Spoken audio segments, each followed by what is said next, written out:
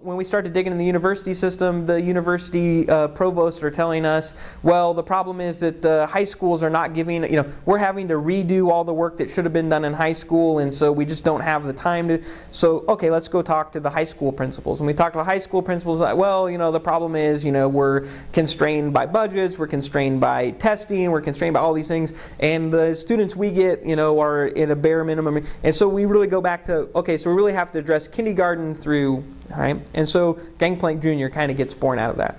We started just doing a Saturday event here and there on helping them learn to program and do different things, and we realized that our kids were gaining a lot more knowledge out of that than they were at school with the way that they were being taught and things. So we decided to just kind of move forward with it and branch out from just technology and get into art and everything else. The idea is for the children to learn through experience and discovery and exploration versus beating something into their heads and that rote learning.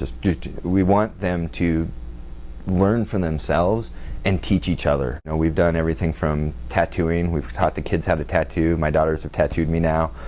We still do programming. We have robotics. There's journalism course. We really branched out, but it all has that same fundamental of learning through failure. We invite everybody in. None of our sessions or anything we do have a cost involved. We try to make it available to everybody.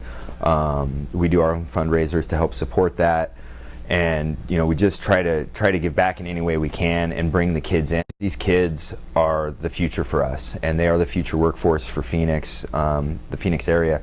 And so if they continue to just get a subpar education and not really get to explore what real work is like in the future, not what my generation and my parents think of as work, but really what Gangplank's all about and how that's the future of work, and kind of bring them up so that they're prepared for that and ready for the real world.